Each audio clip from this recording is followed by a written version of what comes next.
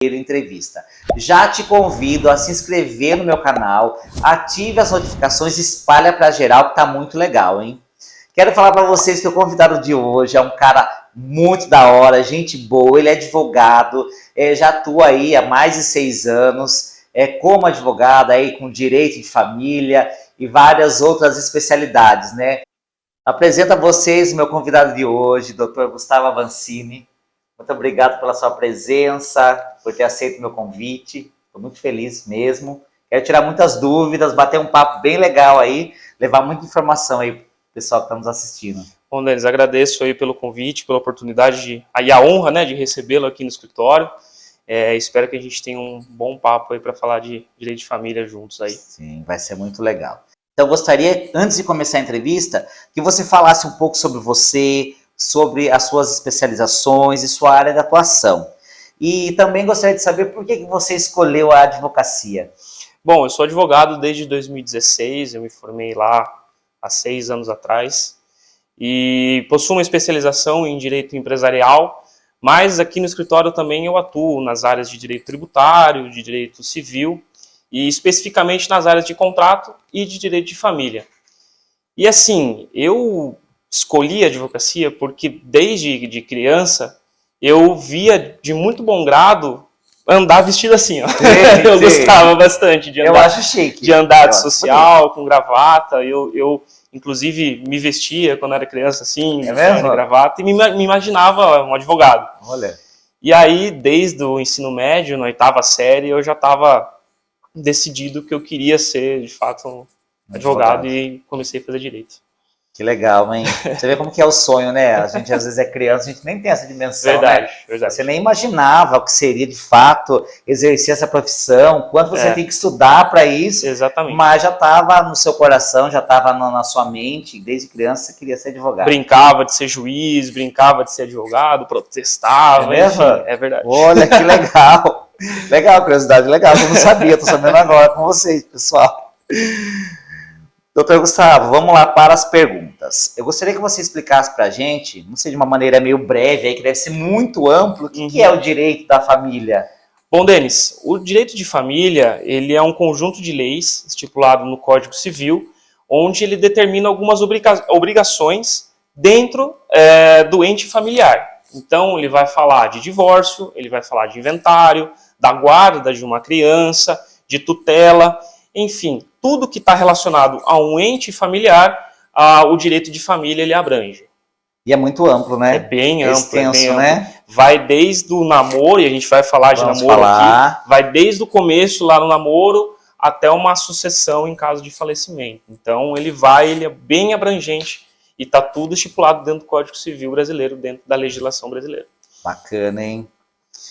Vamos lá para a próxima pergunta, hein, doutor? Né, um dos assuntos mais recentes, né, que a gente vê, eu, né, leio muito na mídia, né, é sobre o contrato de namoro, né? Hoje, agora, existe um contrato de namoro.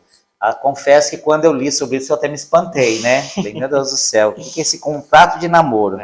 E eu gostaria que você explicasse, né, para a gente de que maneira ele pode ser realizado, e qual que é o valor legal desse contrato, qual o peso que ele tem juridicamente. E por que você acredita que as pessoas estão escolhendo esse novo modelo aí de contrato? Olha, o contrato de namoro, ele vem aparecendo muito repentinamente aqui no escritório. E, assim, a gente sabe que as relações hoje em dia, elas estão muito mais, digamos, maleáveis, né? Sim. Você tá com alguém hoje, amanhã você não sabe com quem você pode estar, pode terminar, enfim. Sim. E o contrato de namoro, ele vem exatamente para assegurar essa questão, tá? A gente vai falar um pouco de união estável, mas eu vou dar uma adiantada, tá? A união estável nada mais é do que os 2 indivíduos convivem juntos e compartilham contas, certo? A partir desse momento já é considerado uma união estável. Onde entra o contrato de namoro aí? O contrato de namoro ele vem exatamente para que não seja alcançado a posição de união estável. Porque eu estando hoje numa união estável, eu tenho obrigações com o meu indivíduo, com a pessoa com quem eu convivo, certo? Então, caso haja alguma divisão de bens, ou caso eu tenha algum outro tipo de obrigação para isso. Então, eu faço um contrato de namoro para determinar que a nossa relação, o nosso namoro, não vai passar disso. Vai só ficar só nisso. dentro de um namoro e nada mais do que isso. Gente, que moderno, né? Oh, muito moderno.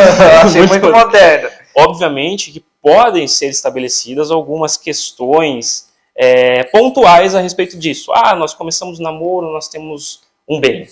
Aí eu posso estipular que na época da concretização do contrato, os cônjuges, não cônjuges, né, os indivíduos, Sim, tinham, de certa forma, um patrimônio a ser dividido.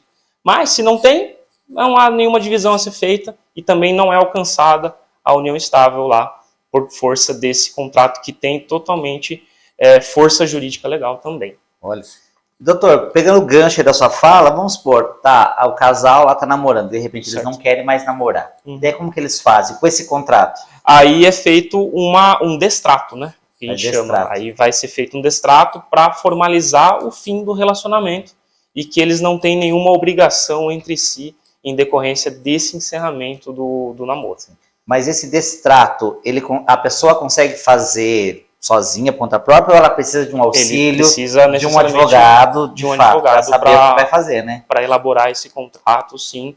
Ele vai basicamente pegar o contrato que foi feito, ele vai fazer um aditivo ao contrato de forma que ele não surja mais nenhum efeito do que foi estipulado lá dentro do contrato de namoro. Olha lá, pessoal. É bem moderno, igual você disse. Né? Vocês aí que estão namorando, quiser fazer contrato, é uma coisa nova aí. E tá aparecendo bastante. Na minha época não tinha isso, hein? Aqui parece velho, né? Na minha época não tinha isso, mas é novo, pessoal. Né? Doutor, muitos casais escolhem por manter uma união estável. Inclusive, hoje é reconhecido juridicamente, mas quando eu falo hoje, é que já faz um tempinho, que é muito atual, né? Até as pessoas falam, né? Você é casado? Não, eu moro junto. Não, mas você é casado? Não, tem união estável. Então, as pessoas acham, né, que união estável e casamento é a mesma coisa. Então, eu gostaria que você explicasse pra gente qual é a diferença de uma união estável e casamento. Olha, Denis, essa é uma das perguntas que também mais aparecem pra gente aqui no escritório. Imagina. Tá? Só para deixar bem claro. E sim, existem algumas diferenças entre eu participar de uma união estável ou eu fazer um casamento de fato, tá? A união estável, como eu disse anteriormente, a partir do momento em que eu estou convivendo com uma pessoa, que eu estou compartilhando contas com ela, compartilhando compras, enfim, sim, tudo compartilhado, eu já estou participando de uma união estável, tá? Ela pode ser não formalizada, que é somente pela convivência, tá? Ou ela pode ser formalizada perante um cartório, tá? Já o casamento, existe toda uma celebração, todo um protocolo a ser seguido para que ele possa ser concretizado, tá? Agora vamos para a sua pergunta. Quais são as principais diferenças de uma união estável para um casamento? Eu acho que a principal delas é que não ocorre alteração do estado civil. Então, eu numa união estável, eu continuo solteiro, tá? Ao passo que, a partir da concretização do casamento, eu deixo de ser um solteiro para efeitos legais e passo a ser um casado para efeitos legais, tá? Quanto à questão de partilha de bens, digamos que eu faça parte de uma união estável e o indivíduo no qual eu convivo ele acaba falecendo. Eu tenho que comprovar o que eu convivia com ele para que possa ser partilhado esses bens no quais detinham a ele, certo? O que seria esse comprovar? Nada mais ou menos do que a formalização da união estável, tá? Sim. Não, falei errado, desculpa. Onde eu parei? Da formalização. Não, agora... O doente falece. Na partilha de bens. Na partilha de bens. Agora, quando há uma partilha de bens, o negócio é um pouquinho mais lá embaixo. Por quê? No casamento, eu consigo comprovar pela certidão de casamento que eu era o cônjuge com o qual convivia com ele e eu tenho direito a ser o viúvo meeiro. Vou ter 50% do patrimônio dele em sede de inventário, tá? Ou algum tipo de divisão patrimonial. Ao passo que na união estável, isso muda um pouquinho. Eu só vou ter direito a essa partilha de bens se a união estável for formalizada em cartório. Se não for formalizada, eu não vou ter nenhum tipo de direito sobre os bens eram detidos a ele. Não vai ter nenhum tipo de direito, tá? A não ser, assim, né?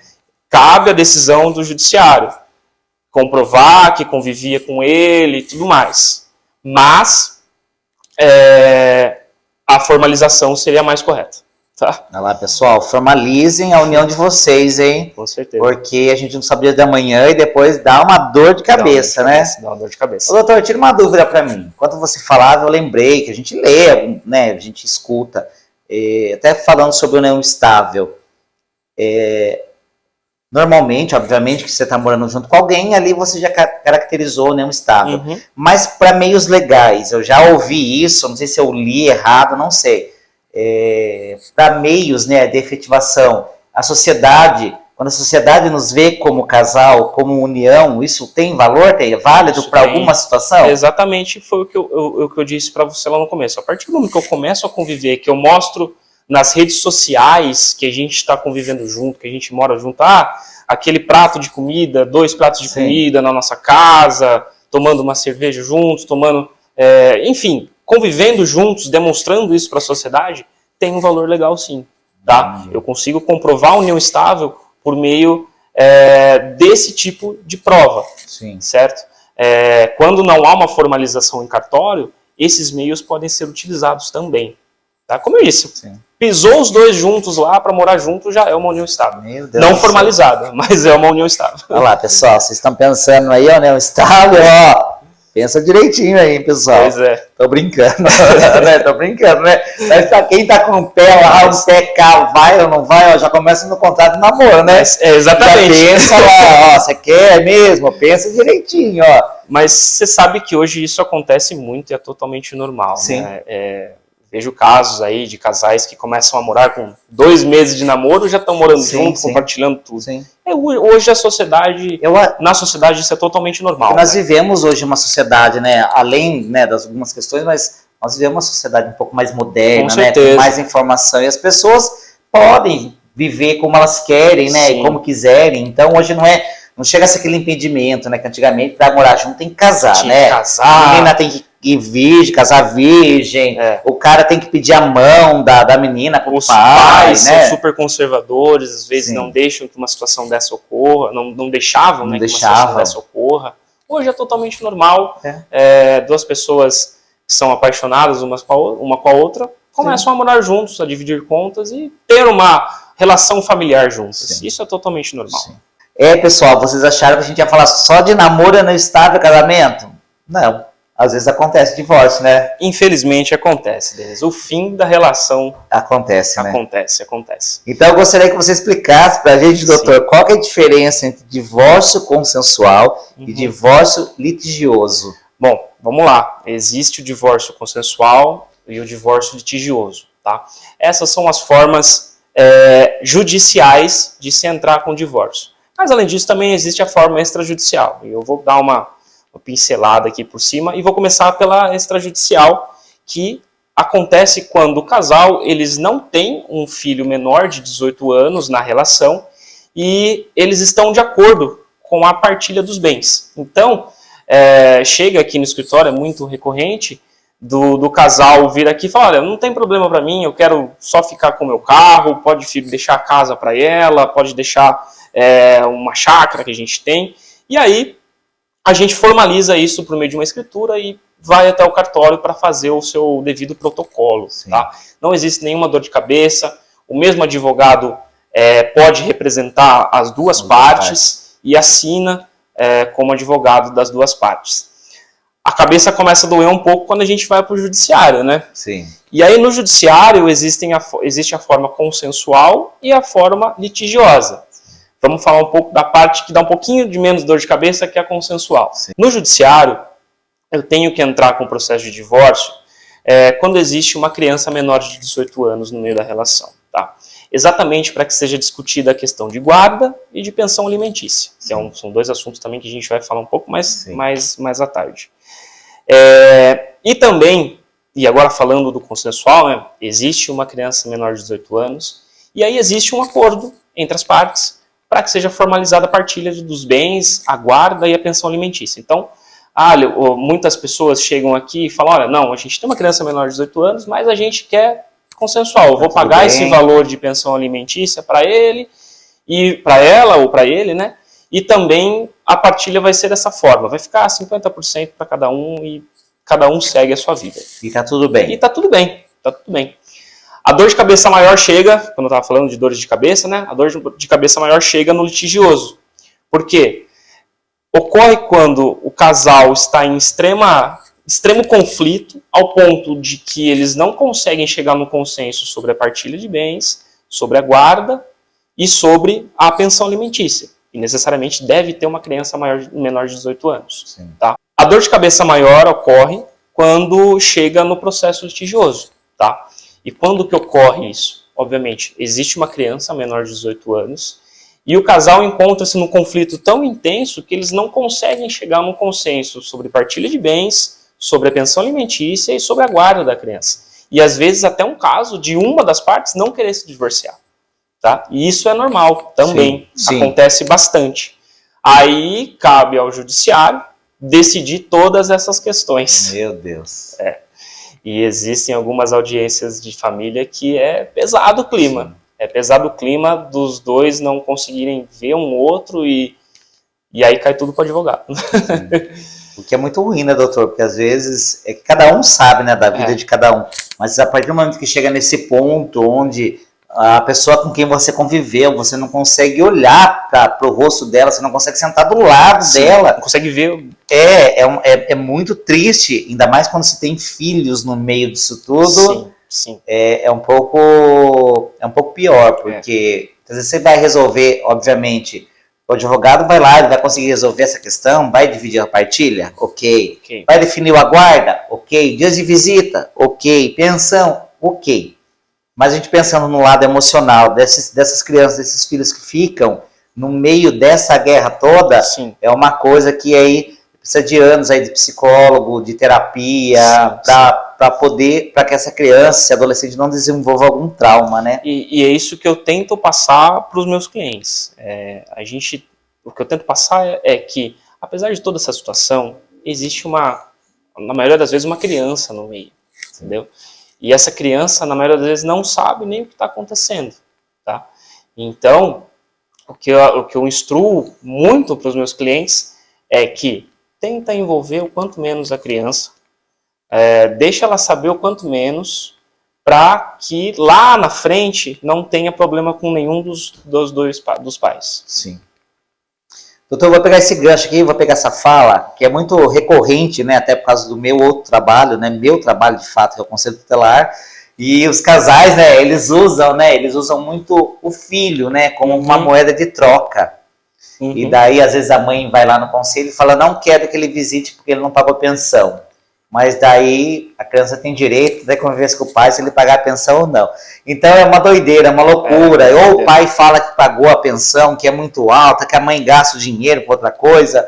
Eu sei que fugiu um pouco da pergunta, mas eu gostaria de falar disso, porque isso é muito comum. Principalmente nos órgãos assistenciais, a gente recebe muito casais não, as partes nos procurando, fazendo esse tipo de reclamação, e usando os filhos como barganha, como moeda de troca. Isso é muito ruim. Daí entra aquela alienação parental e tantas outras coisas aí que afligem a molecada aí dessa nova geração.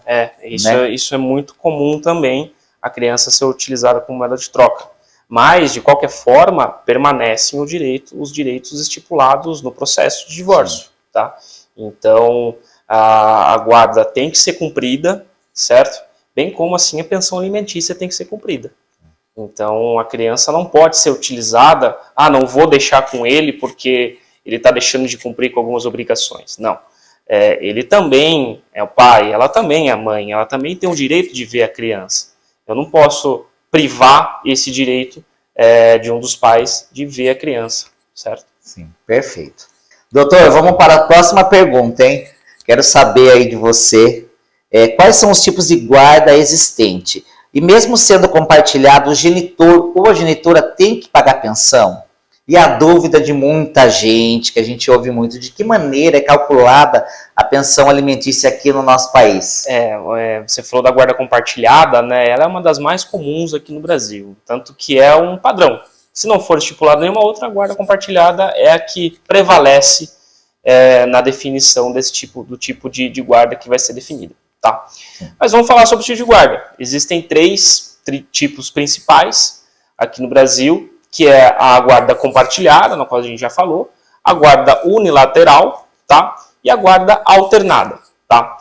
Eu vou começar falando pela guarda compartilhada e alternada juntos, porque as duas são um pouquinho iguais, mas têm as suas diferenças, tá? A guarda compartilhada, o filho ele tem um domicílio fixo, certo?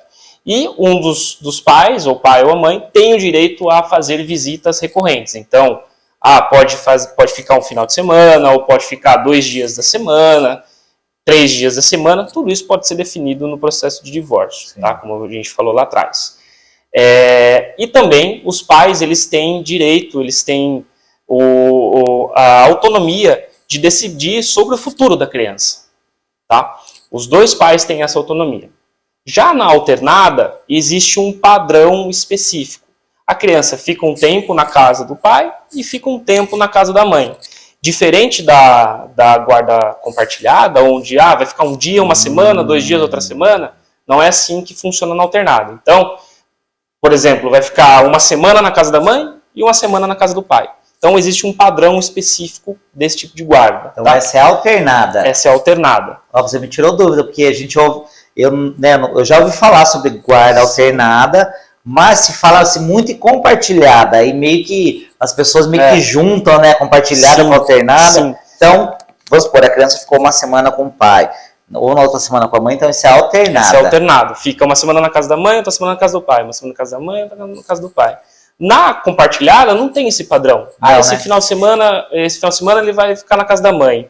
Aí no próximo final de semana fica na casa do pai, porque vai ficar 2 dias da semana na casa da mãe. Então, não tem essa definição certa, tá? E aí, nesses 2 tipos de guarda, os pais têm autonomia sobre a decisão do filho. Então, vão definir qual escola ele vai estudar, vão definir o que ele vai fazer de estudo, enfim. Já a unilateral, ela é um pouquinho mais complicada. Ela vai ficar somente na casa de um dos pais, ou do pai ou da mãe, tá? E vai ser definido um regime diferenciado para que um dos pais façam essa visita. Ela não vai ser recorrente, ela vai ser, por exemplo, uma vez no mês, ou uma vez a cada 3 meses, enfim. Não tem um padrão certo. Não tem, né? Mas a criança ou o adolescente, ele fica muito mais tempo na casa de um dos pais do que na casa do outro pai, tá? E aí, como uma consequência, somente um dos pais tem tem essa autonomia a definir o futuro do seu filho, que no caso é com quem ele mais permanece ali na casa, tá? São bem distintos, né? Então, se a gente for analisar, pensando em criança, pensando em adolescente, a guarda compartilhada, desde que os pais, né, consigam manter uma convivência de respeito harmoniosa, sim, a compartilhada para as crianças é a melhor. É a mais benéfica para a criança, né? Porque o próprio ECA, né, o Estatuto da Criança e do Adolescente, ele visa o bem-estar da criança. Sim. E é isso que vai ser definido no processo de divórcio. Não é saudável para uma criança, obviamente, dependendo da relação dos pais, não é saudável ela ver o pai dela a cada 3 meses ou ver a cada 5 meses. É mais saudável que haja uma convivência com os 2 pais, de modo que a criança cresça de forma saudável, sim, né? E aí entra aquela questão de alienação parental, que você tinha comentado lá atrás. Exatamente para que isso seja evitado. E de fato, doutor, eu que convivo muito, a gente vê de perto. Eu vou falar aqui rapidamente, eu sou filho de pais separados. Durante 14 anos da minha vida eu não pude ter contato com a minha mãe.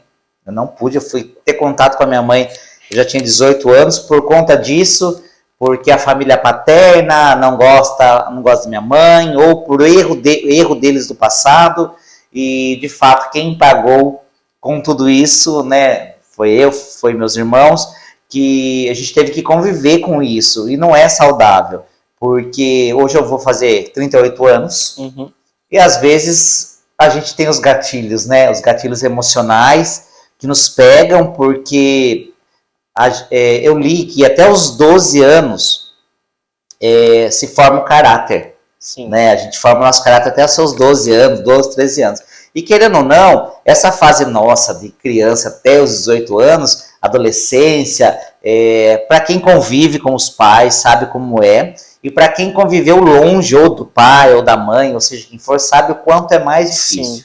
Sim. Então, a gente sempre conversa, sempre que pode, para quê? A separação, a briga é dos adultos. Sim. Os filhos não podem pagar por isso, ou porque eu não gosto dela, ou porque eu não gosto dele, ou porque ele me traiu, ou porque ela me traiu, ou qualquer coisa desse tipo. Exatamente. A relação de vocês fica estreita a isso. Então, os filhos não podem, de fato, pagar por isso. Então, eu posso falar para vocês, como experiência própria, né? O assunto não é eu aqui, mas é bom falar. É bom a gente poder trazer também um pouco da nossa realidade e falar que isso faz mal. De fato, faz mal, doutor. Eu posso falar com proeza que isso faz mal. Hoje, graças a Deus, né? Você vai trabalhando, você conhece pessoas, automaticamente a vida te fortalece, te faz forte. Eu falo que a vida ela não bate, sim, a vida ela espanca.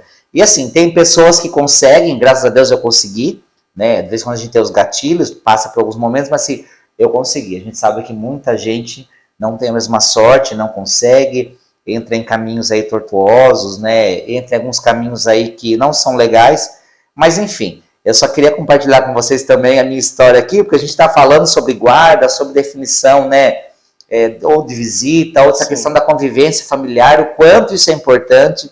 Então, se vocês aí que estão em processo de separação, ou que se separaram, ou que se julgam no direito de proibir ou não proibir essa criança de ter convívio com a outra parte que seja, peço para que vocês pensem no pequeno aqui, na pequena, e não só em vocês próprios, porque o ser humano, a gente quando fica adulto, a gente acaba ficando um pouco não, acho que a gente fica muito egoísta, ainda mais quando mexe com o ego da gente. Exatamente. Né, doutor? Exatamente. Desculpa aí eu pegar essa fala, que eu achei oportuno falar disso. A gente tem que pensar exatamente que existe uma criança no meio e a gente tem que evitar que ela cresça com traumas. Sim. Essa é a palavra, traumas. Exatamente. De vivenciar brigas, de vivenciar conflitos. A gente tem que buscar isso num processo de divórcio, evitar que isso aconteça, porque daí a criança ela não tem esse tipo de, mais uma vez falando, trauma, né? Trauma. É a palavra. Doutor, agora uma pergunta que não quer calar, né? Eu já fiz aqui anteriormente, eu vou fazer de novo. De que maneira é calculada a pensão alimentícia aqui no Brasil? Que essa é uma das perguntas, pelo menos, que chega, que se fala e tá aí no Facebook, no Instagram da vida, as pessoas falam muito sobre pensão alimentícia. A pensão alimentícia, ela é um tema muito perigoso, né? Porque é o único tipo de penalidade dentro do Código Civil que acarreta numa prisão. Sim! Então, não cumprimento lá nos 3 meses de pagamento é prisão. E aí a gente tem que entrar com alguns remédios que são necessários para poder sanar essa prisão. Mas vamos lá respondendo a sua pergunta, né?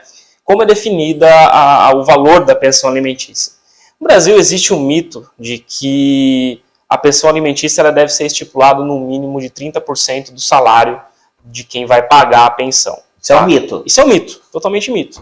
Não existe um mínimo a ser pago, tá? Tudo isso ele vai ser definido de acordo com a condição de quem vai ter essa obrigação de pagar, tá? Por exemplo, eu não vou obrigar, nem eu ou nem o juiz, eu como advogado, né, vou obrigar uma pessoa a pagar uma pensão de R$1.000, sendo que ela recebe 1.100 de salário. Isso é totalmente incabível. Sim. E eu sei que a pessoa não vai receber. Então, a pensão alimentícia ela é definida de acordo com a condição da pessoa. Tá? Então ela recebe X de salário, a gente vai tentar equiparar, e aí vai muito do acordo feito, ou também da cabeça do juiz, que também tem esse pensamento, de definir um valor de pensão adequado, que, digamos, numa linguagem bem formal, que caiba no bolso de quem está pagando, e também não gere nenhum prejuízo econômico por essa contribuição. Obviamente, a pessoa tem que saber que é um filho, que ela tem que cuidar do filho, que além da pensão alimentícia existem outras obrigações, mas esse valor ele deve ser estipulado de acordo com a condição da pessoa. Muito legal, doutor. Mas eu vou pegar um gancho aqui, não está anotado aqui, gente, essa pergunta aqui não tá, mas é que eu vi você falando e vem na minha cabeça as coisas que eu quero perguntar, eu quero saber, vamos lá. A gente falou sobre o cálculo. Vamos pôr um exemplo, eu estou desempregado, eu não tenho registro, enfim, de que maneira esse cálculo é feito? Porque as pessoas falam, né, como você não trabalha, você é desempregado, então vai ser 30% em cima do salário mínimo. Você tem menos condições de arcar com essas obrigações. Geralmente, quando sai a decisão judicial ou até mesmo um acordo no divórcio, como que é estipulado? Em caso da pessoa que vai pagar a pensão estiver empregada, ela paga um valor X.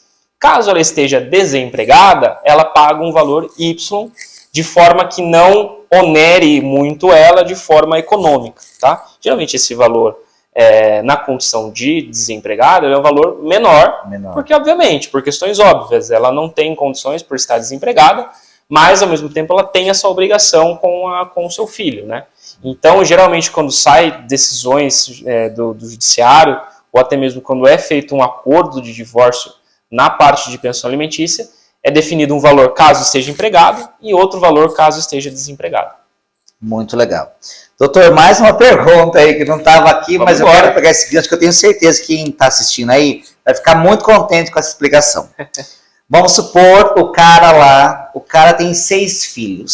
Certo. Mas ele tem 2 com uma, ele tem mais um filho com a outra, ele tem mais um com a outra, ele tem mais 2 com a outra. Totalizando aí um exemplo de 6 filhos. Com várias esposas. Com várias mulheres. Certo. Vamos lá. De que maneira também, a gente quer saber, porque é um assunto recorrente que a gente ouve muito, é muito atual assim pra gente, é muito presente. De que maneira é feito esse cálculo? Porque, tipo assim, né, a pensão, ou às vezes a pessoa fala, aquela pensão é 30%, vai ser dividida em todo mundo. Eu queria entender também, que é legal, até para as pessoas que estão assistindo aí, eu tenho certeza que essa eu acho que é uma dúvida, para quem está nos acompanhando, eu acho que está esperando a gente chegar nesse ponto.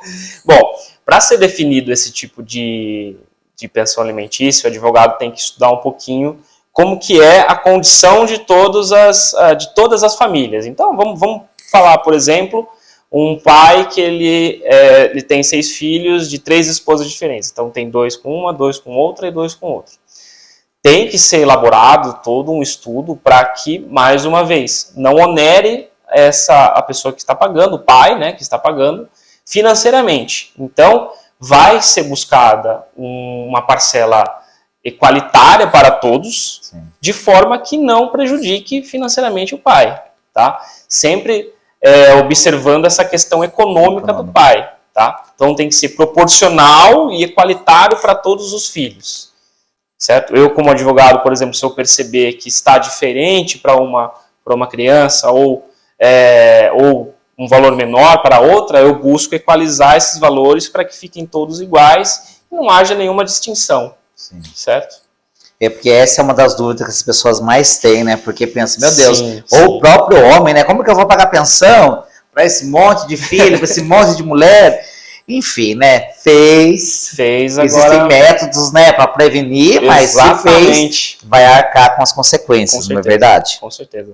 Doutor, vamos para a próxima pergunta, hein? Agora não tem nada a ver com separação e divórcio, mas tem tudo a ver com direito de família, né? A gente já falou bastante, né? De divórcio, separação, né, de guarda. Mas, doutor, o senhor sabe que se a gente ficar aqui, eu acho que até amanhã, a gente gera conteúdo aí, muito conteúdo, né? Porque direito da família é muito amplo, é muito extenso. E é um assunto que todos querem saber. Todos querem saber. Todos querem saber. Porque somos humanos, né? Com certeza. Não tem como, né? Todos temos família e todos nós queremos o bem-estar da família também, né? Sim. É um assunto muito recorrente. Então, pegando esse gancho aí do direito da família, doutora, eu queria que você explicasse para a gente qual a diferença, né, de inventário e planejamento sucessório, de que maneira ele pode ser feito? Olha, o inventário, ele é utilizado assim desde sempre e ocorre, obviamente, após o falecimento de um dos entes da família, certo?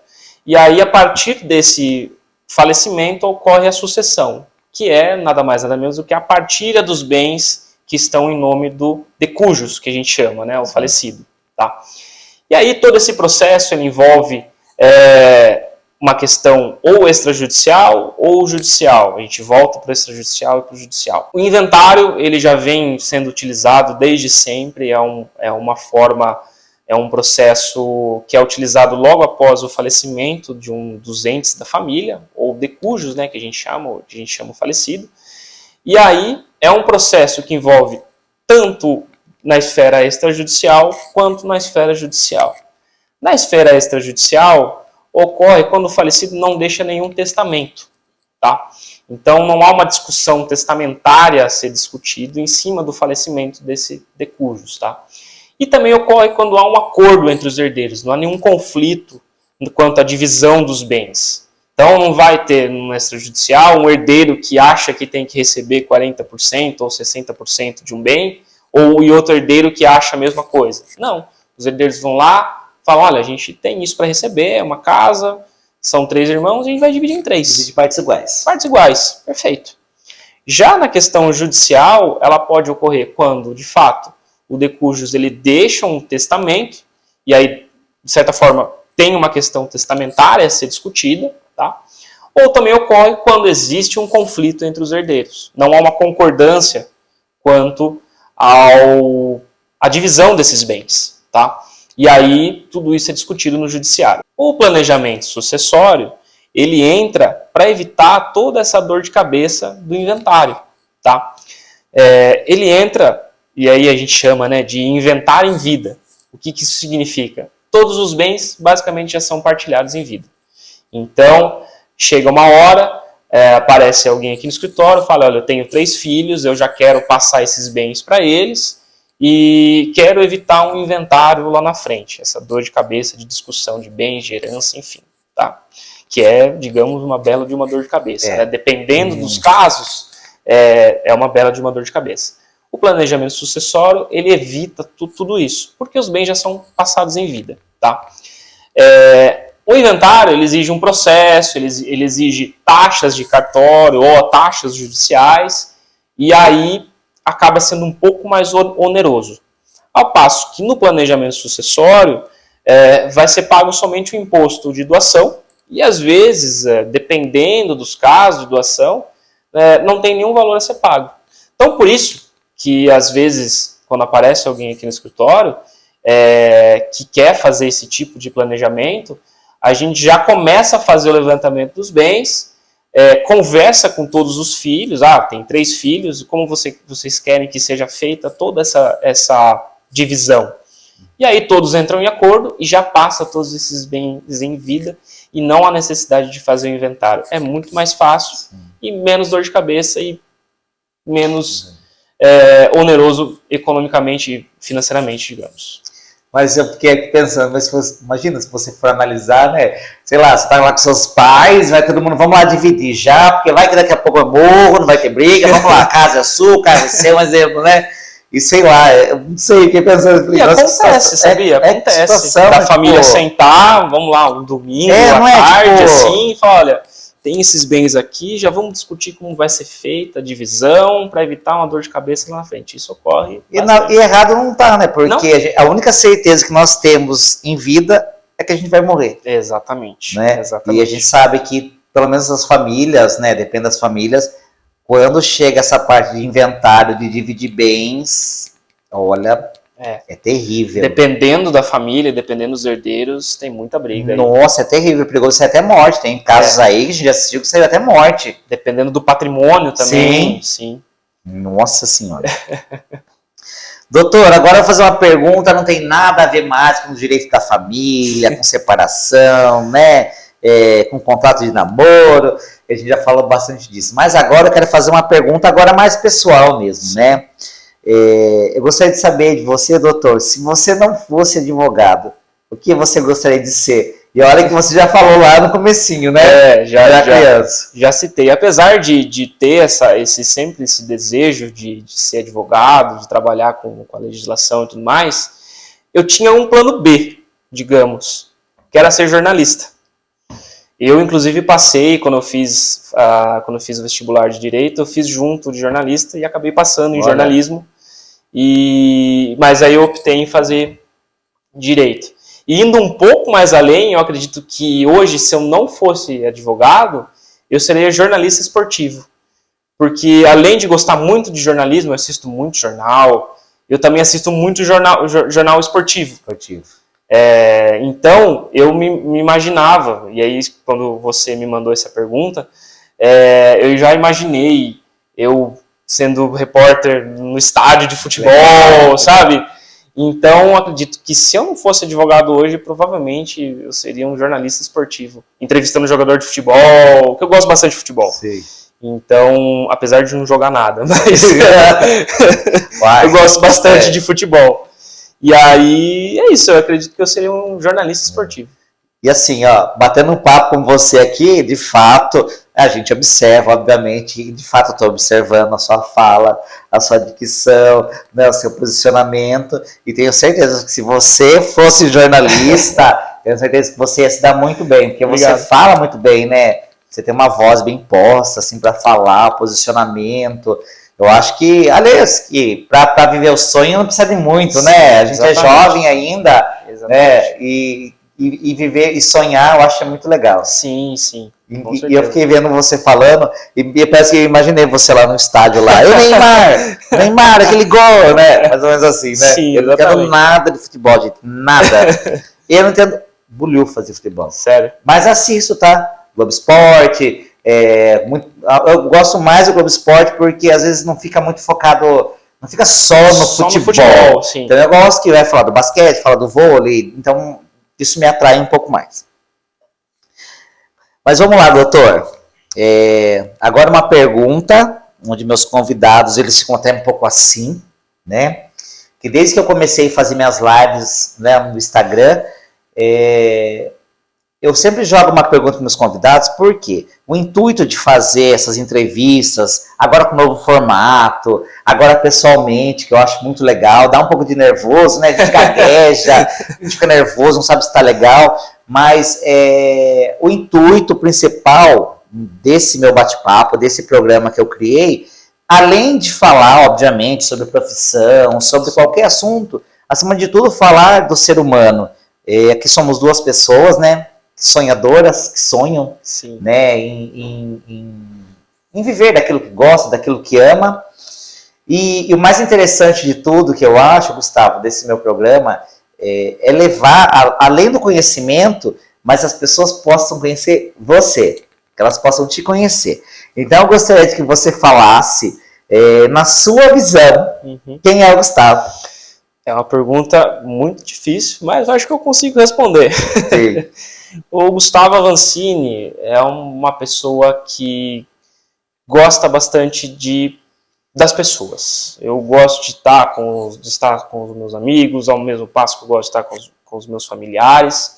Me preocupo bastante com todo mundo, às vezes acho que demais, até quando não deveria. Acontece. Sério. Então, o Gustavo Avancini é uma pessoa muito dedicada em tudo que faz, que ama o que faz. Eu amo ser advogado, eu amo escrever peça, eu amo pensar na estratégia que eu vou fazer de um determinado processo. Amo muito a minha família. Gustavo Avancini é uma pessoa que ama muito a família, amo meu pai, amo minha mãe, e faço de tudo para buscar o bem-estar deles, tá? E Gustavo Avancini é essa pessoa que você está conhecendo aqui. Gosta de falar bastante, isso já acho que você já percebeu, sim, né? Fala muito bem, por sinal. Fala muito bem. Gosta de tocar instrumentos musicais, que a gente estava falando aqui no backstage aqui, sim, né? Isso aqui vai ser assunto para uma próxima entrevista, porque além de advogado, o cara toca, né, faz parte de uma banda, muito conhecida aqui na nossa cidade, Capivari. Eu já falei pra ele, eu quero bater um papo descontraído, né, com a galera, pra contar esses projetos novos aí, fazer um som, né, por que não, né? Com certeza, por que não? Conhecerem, né? Por que não? E é uma pessoa que é tímido com quem não conhece e falante com quem conhece. Então, esse é o Gustavo Avancini que você está conhecendo hoje aqui, viu, Denis? Eu estou muito feliz, viu, Gustavo, com a sua participação aqui, por você ter aceitado o meu convite. Para as pessoas aí que estão nos assistindo, a gente se conheceu, na verdade, a internet fez com que nos conhecêssemos, né? Porque hoje, com a criação de conteúdo, né? Hoje a internet é uma puta de uma facilidade aí para todo mundo. Então ele na área jurídica, né, junto com o parceiro dele, Renan, Sim. eles criam conteúdo junto, né, com a sociedade deles e paralelo, né, separadamente também eles postam conteúdo. E eu sou uma pessoa que eu gosto também, eu adoro coisa engraçada, gente, humor, besteira eu amo besteira, mas também adoro ler sobre assunto, sabe, relevante, pertinente, assim, que vá ligar minha chavinha, que vá fazer eu prestar atenção naquilo que eu tô lendo. Então, isso é muito legal. Então, a internet fez com que a gente se conhecesse. Espero que a gente possa se ver mais vezes, poder estar trocando figurinha, que a gente possa conversar, que a gente possa também bater o papo com a banda. E assim, gente, Capivari é uma cidade pequena, mas que está crescendo. Então, desejo muita sorte para você. Que você tenha muito sucesso na sua carreira, que seu escritório expanda muito, que você alcance o sucesso merecido que você deseja, que Deus te abençoe, te ampare, te ilumine e muita sorte aí para você. Muito obrigado. Só puxando um gancho aí do que você disse, que como você começou a acompanhar a gente nas redes sociais, a gente produz um conteúdo, por quê? O direito ele é muito maçante, a legislação é muito maçante, certo? Então a gente busca produzir um conteúdo de forma que seja acessível ao público e que seja de forma simples. Porque você ir lá e ler a lei no Código Civil, às vezes pode ser muito chato. Sim. Então o que a gente busca é exatamente isso. Facilidade e praticidade para o público. Tá? É por isso que a gente gera conteúdo para exatamente gerar conhecimento para que outras pessoas fiquem sabendo de tudo que ocorre no judiciário, de notícias, enfim, de uma forma bem descomplicada e bem também, digamos, descontraída. Sim. Muito legal. Doutor, muito obrigado. Muito obrigado, Denis. Estou muito feliz mesmo. Pessoal, se você ainda não é inscrito no meu canal, já corre se inscrever, ativa o sininho.